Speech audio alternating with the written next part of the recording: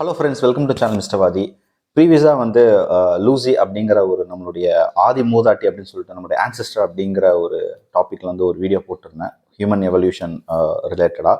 So இந்த வீடியோவில் பார்த்தீங்கன்னா அதுக்கப்புறம் நடந்த ஒரு 2 எவல்யூஷன், அதுலேருந்து வந்த 2 விதமான ஒரு ஏப் வகைகள் சார்ந்த ஒரு குரங்கு அந்த உயிரினத்துடைய ஒரு எவல்யூஷன் பற்றி தான் வந்து பார்க்க போகிறோம். அவங்களும் வந்து நம்மளுடைய ஆன்செஸ்டர் தான், லூசிக்கு அப்புறம் வந்தவங்க. ஸோ ஆஸ்ட்ரலோபெத்திகஸ் அஃபரன்சிஸ் அப்படிங்கிற அந்த இனத்திலிருந்த ஒரு மெம்பர் தான் வந்து லூசி அப்படிங்கிற நம்மளுடைய ஆதி மூதாட்டி அப்படிங்கிற அந்த பாட்டி. ஸோ அதுக்கப்புறம் பார்த்தீங்கன்னா ஹோமோ ஹெபிலிஸ், ஹோமோ எரெக்டஸ் அப்படின்னு சொல்லிட்டு அதுலேருந்து ஃபைனலாக வந்து நம்ம ஹோமோ சாப்பியன்ஸ் அப்படிங்கிற அந்த அந்த இனத்திலேருந்து ஒரு சப்ஸ்பீசிஸாக வந்து நம்ம ஹோமோ சாப்பியன்ஸ் அப்படிங்கிற ஒரு இனமாக நம்ம இருக்கோம். ஸோ அதுக்கு முன்னாடி அந்த ஹோமோ ஹெபிலிஸ், ஹோமோ எரெக்டஸ் அவங்க 2 பேர் யார், அவங்க 2 பேருக்குள்ள வித்தியாசம் என்ன, அவங்களுக்கும் நமக்கும் இருந்த வித்தியாசம் என்ன, மூளை வளர்ச்சி சம்பந்தப்பட்ட விஷயங்களை வந்து இந்த வீடியோவில் கொஞ்சம் டீட்டெயிலாக பார்க்க போகிறோம். ஸோ அந்த 2 பேர் யார் என்னங்க அப்படிங்கிறத பற்றி நம்ம பார்த்துடலாம். இப்போ இந்த சார்ட் பார்த்தீங்கன்னா ஹியூமன் எவல்யூஷன், அதாவது ஸ்டேஜஸ் ஆஃப் எவல்யூஷன் அப்படின்னு சொல்லிட்டு. ஸோ ட்ரையோபெத்திகஸ் அப்படின்னு சொல்லிட்டு ஃபர்ஸ்ட் ஒரு கைண்ட் ஆஃப் ஏப் வகை இருந்திருக்கு. அதுலேருந்து ஆஸ்ட்ரலோபெத்திகஸ் அஃபரன்சஸ் அப்படிங்கிற அந்த லூசி அந்த கிராண்ட் மதர், அந்த ஆன்செஸ்டர் கிராண்ட் மதர் தான் வந்துட்டு அதுல தான் மனித இனம் பரிணாமம் அடைஞ்சிருக்கு. அதுக்கப்புறம் ஹோமோ ஹெபிலிஸ், ஹோமோ எரெக்டஸ், அதுக்கப்புறம் ஹோமோ சாப்பியன்ஸ். ஸோ இந்த ஹோமோ ஹெபிலிஸ் அப்படின்னு என்ன அப்படின்னு பார்த்தோம்னா இவங்க இந்த பர்டிகுலர் இனம் பார்த்தீங்கன்னா இந்த ஆஸ்ட்ரலோபெத்திகஸ் அப்படிங்கிற அந்த லூசியோட இனத்திலிருந்து ஹோமோ ஹெபிலிஸ் வந்து உருவானாங்க கிட்டத்தட்ட 20 லட்சம் ஆண்டுகளுக்கு முன்னாடி. இவங்க வந்து வாழ்ந்த இடம் பார்த்தீங்கன்னா ஆப்பிரிக்கன் சவானாஸ் அப்படின்னு சொல்ற வெப்பமண்டல புல்வெளி சார்ந்த இடங்கள்ல வந்து ஆப்பிரிக்கால வந்து வாழ்ந்திருக்காங்க. ஸோ நிறைய பிரிடேட்டர் வகையான கார்னிவோர்ஸ் அப்படின்னு சொல்லுவோம். அப்போ வந்து பார்த்தீங்கன்னா ஹைனா, அப்புறம் சேபர் டூத் டைகர்ஸ், இந்த மாதிரி நிறையா விலங்கினங்களை வந்துட்டு அதை வேட்டையாடவும், அதை வேட்டையாட அதுலேருந்து சர்வைவ் ஆகிறதும், இந்த மாதிரி நிறைய விஷயங்கள் வந்து அன்னைக்கு ஒரு சர்வைவல் மோட்ல தான் வந்து இருந்திருக்காங்க. ஸோ ஒரு காட்டில் வாழ்ற ஒரு எந்த ஒரு எப்படி அதை வந்து அட்டாக் பண்ணணும், எப்படி வந்து அந்த ஹண்டிங் பண்ணணும், அதுலேருந்து எப்படி தப்பிக்கணும் எதுவுமே தெரியாத ஒரு காலகட்டத்தில் ஒரு குரங்கினம் வந்து எப்படி வாழ்ந்துருக்கான்னு நினச்சி பார்த்தாலே அந்த அன்னைக்கு வந்து சுச்சுவேஷன் தெரியும், ஒரு 20 லட்சம் வருஷத்துக்கு முன்னாடி. ஸோ எப்படி சர்வே ஆனாங்க அப்படி பார்த்தீங்கன்னா அவங்களுக்கு வந்து லார்ஜ் பிரெயின் ஸ்ட்ரக்சர் இருந்திருக்குது. மூளையுடைய அந்த நம்ம ஸ்கல் சைஸ் சொல்கிறீங்களா, ஸோ பிரெயின் அந்த மூளை வளர்ச்சி வந்து அதிகமாக இருந்திருக்கு. ஸோ அதனால வந்து இன்டலெக்சுவல் தென் அந்த லூசி குரூப் அப்படின்னு கூட சொல்லலாம். பட் இதுக்கு முன்னாடி இன்னொரு பாயிண்ட் இருக்குது, அதை லேட்டராக சொல்கிறேன். ஸோ பிரெயின் வந்து பார்த்தீங்கன்னா நிறைய வகைகள், நிறைய பார்ட்ஸ் இருக்குது. அதில் வந்து ஃப்ரண்டல் லோப், அப்புறம் டெம்பரல் லோப், அதுக்கப்புறம் பேரட்டல் லோப் அப்படின்னு சொல்லிட்டு 3 விதமான லோப்ஸ் இருக்குது. இது வந்து பார்த்தீங்கன்னா ரீசனிங், அதாவது கேள்வி கேட்குற ஏன் எதுக்கு அப்படிங்கிற மாதிரியான ஒரு ரீசனிங் பின்னாடி இருக்கிற ஒரு சம்மந்தப்பட்ட விஷயமும் சரி, அப்புறம் லாங்குவேஜ் நம்மளுடைய மொழி அந்த பேசுகிற அந்த சைகைகளும் சரி. ஸோ இந்த மாதிரி 2 முக்கியமான விஷயத்தை வந்து ஹேண்டில் பண்ணுற அந்த மூளை பகுதி பார்த்தீங்கன்னா இந்த frontal lobe, temporal lobe and parietal lobe அப்படின்னு சொல்லிட்டு. இது வந்து பார்த்தீங்கன்னா லூசி இனத்துக்கு வந்து டெவலப் ஆகலை, பட் இந்த ஹோமோ ஹெபிலிஸ் இனத்துக்கு வந்துட்டு டெவலப் ஆகிருக்குது. ஹெபிலிஸ் வந்து பார்த்தீங்கன்னா சுற்றி இருக்கிற அந்த என்விரான்மெண்ட்டை வந்து இந்த இனம் பார்த்தீங்கன்னா சுற்றி இருக்கிற என்விரான்மெண்ட் கிட்ட வந்து எக்ஸ்பெரிமெண்ட் பண்ணி, அதாவது நம்மளை சுற்றி இருக்கிற அந்த சுற்றுச்சூழல் எப்படி, மரம் ஏன் எப்படி இருக்குது, இந்த இடம் ஏன் எப்படி இருக்குது, இதுகளாம் யாரு, இந்த விலங்கினம்லாம் என்ன அப்படின்னு சொல்லிட்டு அதுகளே யோசிக்கிற ஒரு மனப்போக்கம் வந்து அப்போ ஆரம்பிச்சிருக்கு. அதுதான் அந்த ஆரம்பிச்ச அந்த காலகட்டம். அதான் சொல்றேன் இந்த ரீசனிங் அண்ட் லாங்குவேஜ் அப்படிங்கிற இந்த பர்டிகுலர் டைப் ஆஃப் திங்கிங் அப்படிங்கிறது. ஸோ என்ன பார்த்தீங்கன்னா ஒரு கல்லை வந்து இன்னொரு கல் மூலமா ஒரு ஆங்கிளில் வந்து செதுக்கிறப்போ இல்லை குத்தி இருக்கிறப்போ ஸ்டோன் டூல்ஸ், அதாவது கற்கருவிகள் அப்படிங்கிறத வந்துட்டு உருவாக்கியிருக்காங்க. ஸோ இவங்களை வந்து நம்ம வந்து ஹேண்டிமேன் அப்படின்னு சொல்லுவோம். தேவர் யூசிங் ஸ்டோன் டூல்ஸ். அது வந்து ஒரு லைஃப் சேஞ்சிங் இன்வென்ஷனாக வந்து இன்னைக்கு வந்து நம்ம அதை பார்க்குறோம். ஏன்னா அதுலேருந்து தான் வந்துட்டு அந்த டூல்ஸை வச்சு, அந்த கற்கருவிகளை வச்சு வேட்டையாடுறதும் சரி, தன்னோட உயிரை பாதுகாக்கிறதும் சரி, இந்த மாதிரி விஷயங்கள்லாம் தான் பண்ணியிருக்காங்க. So it's change the human way of living அப்படின்னே கூட சொல்லலாம். ஸோ அதனால வந்து இவங்க வந்து ஹேண்டிமேன் அப்படின்னு சொல்லுவோம். ஸோ இதே மேக்கர்ஸ் ஆஃப் ஸ்டோன் டூல்ஸ், கற்கருவிகளை உருவாக்கிய முதல் மனித குரங்கினம் வந்து அந்த ஹோமோ ஹெபிலிஸ் அப்படிங்கிற இந்த இனம் தான். ஸோ அவங்களுடைய பற்கள், அந்த டீத்தை அதை வச்சு அவங்க அந்த ஃபாசில்ஸ் வச்சு கண்டுபிடிச்சிருக்கப்போ தேவர் மீட் ஈட்டர்ஸ், அதாவது நான் வெஜிடேரியன் நம்மளுடைய பாஷையில் சொல்லணும் அப்படின்னா. ஸோ அவங்க வந்து மாமிச உணவுகளை உண்ட ஒரு இனக்குழு, ஒரு குரங்கினக்குழு அப்படின்னு கூட நம்ம சொல்லலாம். ஸோ லூசி வந்து பார்த்தீங்கன்னா வெஜிடேரியன், அதாவது கிரீன்ஸ் சாப்பிட்ற வகைகளாக இருந்திருக்காங்க. இவங்க வந்து நான் வெஜிடேரியன் அப்படிங்கிற மாதிரி கண்டுபிடிச்சிருக்காங்க. இப்போ இந்த ஹோமோ ஹெபிலிஸ்க்கு அப்புறம் ஹோமோ எரெக்டஸ் அப்படின்னு சொல்லிட்டு இன்னொரு உயிரினம் வந்து எவல்யூஷன் பரிணாமம் அடைஞ்சிருக்கு. ஸோ ஹெபிலிஸ்க்கும் எரெக்டஸ்க்கும் இருக்கிற வித்தியாசம் அப்படிங்கிறது என்னங்கிறதையும் பார்த்துடலாம். இவங்க வந்து 20 லட்சம் வருஷத்துக்கு முன்னாடி ஹோமோ ஹெபிலிஸ் இருந்தாங்க.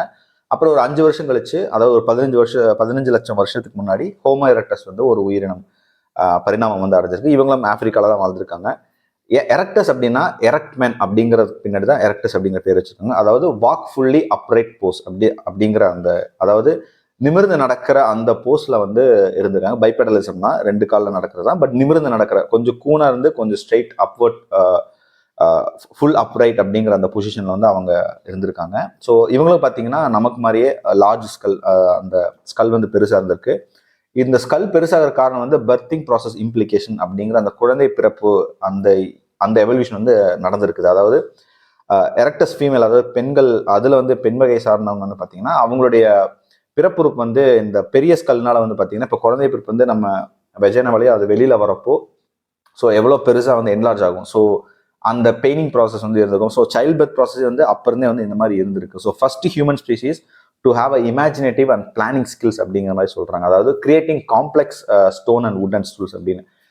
ஹோமோ ஹேபிலிஸ் பார்த்தீங்கன்னா கற்கருவிகள் உருவாக்குனாலுமே அதில் வந்து இன்னும் கொஞ்சம் காம்ப்ளெக்ஸான வெரைட்டிஸான கற்கருவிகளை வந்து உருவாக்குன இனம் தான் வந்து இந்த ஹோமோ எரக்டஸ். இவங்க வந்து நிறையா தேவர் என்ன சொல்றது, craft makers of hand knives and axes, இந்த மாதிரி நிறையா கருவிகள் வந்து உருவாக்கியிருக்காங்க. இதுவும் ஒரு important moment in human history அப்படின்னு சொல்லலாம்.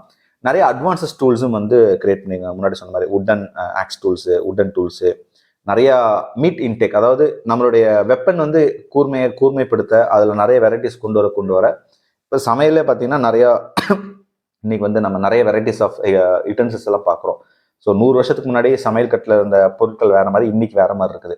ஸோ அதில் ஒரு அட்வான்ஸ் எப்படி வந்திருக்குமோ அதே மாதிரி தான் அன்னைக்கும் கற்கருவிகள் வந்து நிறைய அட்வான்ஸ், நிறைய காம்ப்ளெக்ஸான டூல்ஸ் கிரியேட் பண்ண அவங்களுக்கு வந்து வேட்டைக்கான வேலைகளும் இன்னும் சுலபமாச்சு.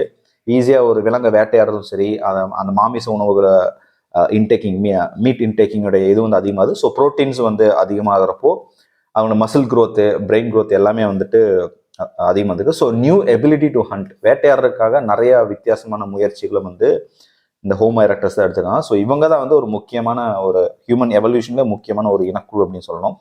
தேவர் the first to rub materials, அதாவது இந்த ஹீட்டை உருவாக்குற மாதிரி 2 பொருட்களை வந்து உரசி அது மூலமாக ஹீட்டை கிரியேட் பண்ணி ஃபயரை உருவாக்கின முக்கியமான ஒரு இனக்குழு. ஸோ அதனால அப்போ பார்த்தீங்கன்னா நிறைய வெரைட்டிஸ் ஆஃப் இன்னைக்கு இருக்கிற கிளைமேட்ஸ் மாதிரி அன்னைக்கு வந்து பனிக்காலம், குளிர்காலம், வெப்பக்காலம் எல்லாமே இருந்திருக்கு. ஸோ சம்மர், வின்டர் எல்லாம் இருக்கிறப்போ வின்டர் டைமில் வந்து எப்படி டு ஸ்டே வார்ம் அப்படிங்கிற மாதிரி இருக்கிறதுக்காக ஃபயர் வந்து கண்டுபிடிச்ச ஒரு இனக்குழு. ஸோ ஹண்டிங் பார்த்தீங்கன்னா இன்னும் நிறையா காம்ப்ளெக்ஸ் டூல்ஸ் கிரியேட் பண்ண மூலமாக ஹண்டிங் இன்னும் அவங்களுக்கு ஈஸியாக இருந்திருக்கு. ஸோ அதனால் சோஷியல் இன்டெலிஜென்ஸ், இனக்குழுக்கள் வந்து எல்லாம் ஒன்றா சேர்ந்து உட்காந்து இன்னைக்கு நம்ம குரூப் டிஸ்கஷன் சொல்கிறோம். ஸோ அந்த மாதிரி அன்னைக்கு நடந்திருக்குது. ஸோ எப்படி வேட்டையாடலாம் எப்படிங்கிற அவங்களுக்குள்ள பாஷைகளை பேசி அது மூலமாக இன்னும் சோஷியல் இன்டெலிஜென்ஸ் வந்து இன்னும் அதிகமாக வந்து நடந்திருக்கு. பிளானிங் வந்து அதிகமாக நடந்திருக்கு. ஸோ தேவர் பேண்டட் டுகெதர் அப்படிங்கிற மாதிரியும் இருந்திருக்காங்க. ஸோ ஒரு முக்கியமான ஒரு ஹியூமன் எவல்யூஷன் நடந்த ஒரு முக்கியமான ஒரு இனக்குழு வந்து இந்த ஹோமோ எரக்டஸ்.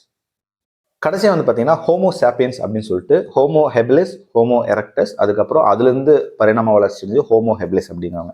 ஹோமோ ஹெபிலிஸ் என்ன பார்த்தீங்கன்னா ஒரு 10 வருஷத்துக்கு முன்னாடி தான், அதாவது ஹோமோ எரக்டஸ்க்கு அப்புறம் ஒரு 5 லட்சம் வருஷத்துக்கு அப்புறம் 10 லட்சம் வருஷத்துக்கு முன்னாடி. ஸோ இவங்க வந்து பார்த்தீங்கன்னா ஹோமோ சாப்பியன்ஸ்.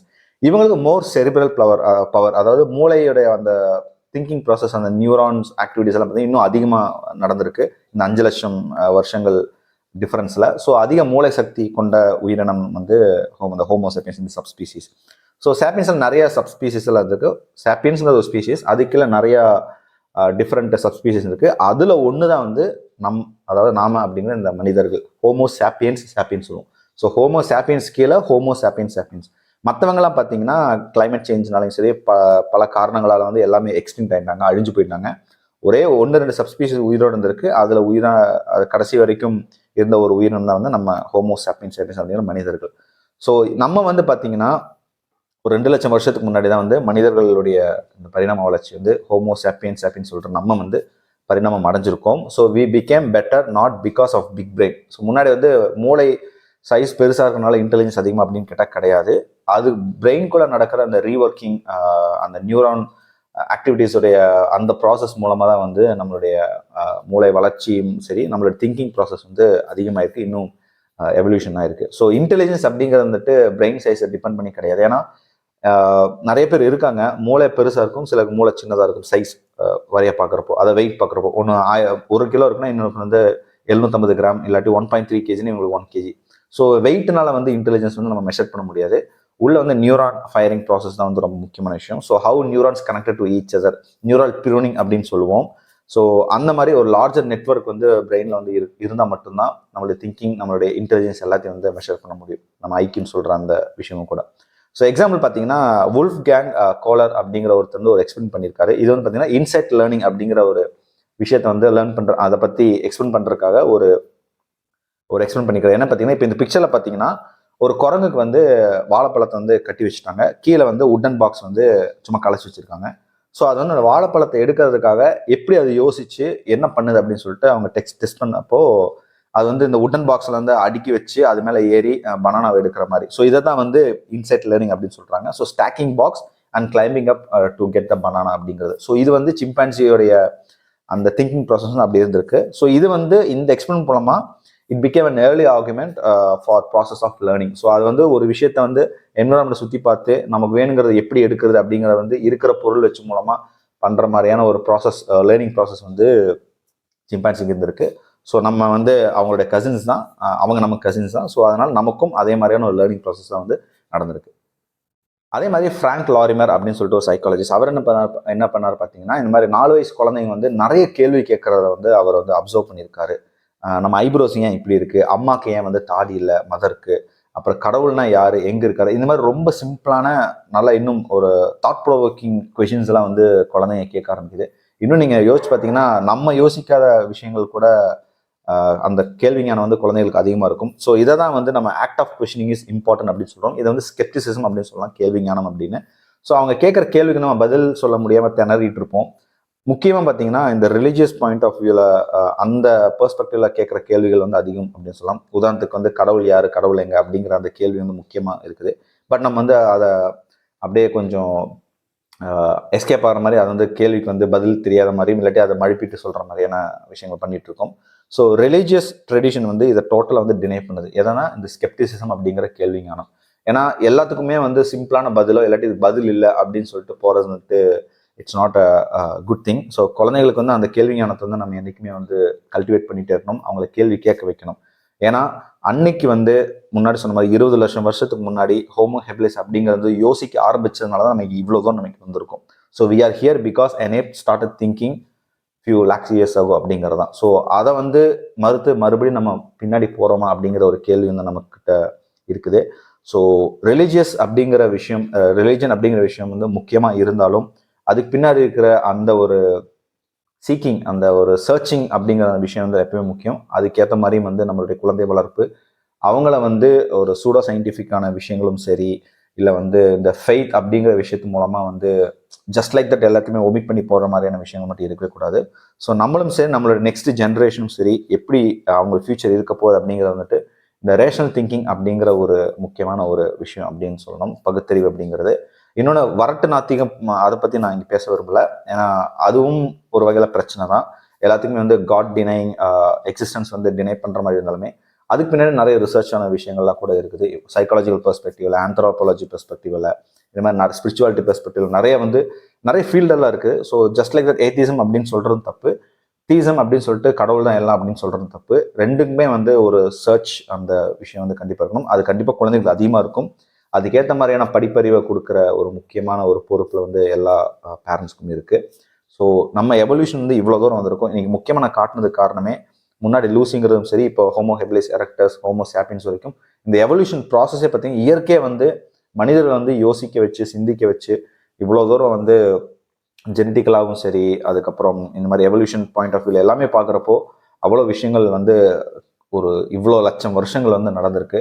அதை ஜஸ்ட் லைக் தட் வந்து சில விஷயங்களால், ரிலீஜன் அப்படிங்கிற சில விஷயங்களால் நம்ம தட்டி கொண்டு போயிடக்கூடாது. அதுக்காக தான் முக்கியமாக வீடியோ போட்டது. இதுக்கு முன்னாடி சயின்ஸ் ஹிஸ்ட்ரி இருந்தாலும் நிறைய விஷயங்கள் படிக்க வேண்டியது இருக்குது. ஹியூமன் எவல்யூஷன் வந்து கண்டிப்பாக குழந்தைங்களுக்கு சொல்லிக் கொடுக்கணும். நம்ம எப்படி வந்தோம், நம்ம யார் அப்படிங்கிறத வந்து இது எல்லாமே வந்து ஒரு சின்ன ஒரு புரிய வைக்கிற வகையில் வந்துட்டு இது ஒரு சயின்ஸ் தான் ஆக்சுவலாக. ஸோ இதெல்லாம் வந்து ஒரு குறிப்பிட்ட ஏஜில் வந்து அவங்களுக்கு கண்டிப்பாக தெரிஞ்சுக்கணும். ஸோ அந்த வகையில் வந்து இந்த வீடியோ உங்களுக்கு யூஸ்ஃபுல்லாக இருக்கும்னு நினைக்கிறேன். இதுக்கு ரிலேட்டடான அந்த ஆர்டிகிள்ஸ் இல்லாட்டி மற்ற ரிலேட்டட் எல்லாத்தையும் வந்து நான் ஷேர் பண்ணுறேன் டிஸ்கிரிப்ஷனில், மறக்காமல் பாருங்கள். உங்களுக்கு இந்த வீடியோ பிடிச்சா மறக்காமல் லைக் பண்ணுங்கள், கமெண்ட் பண்ணுங்கள், ஷேர் பண்ணுங்கள். மறக்காமல் சேனலையும் சப்ஸ்கிரைப் பண்ணுங்கள். தேங்க்யூ.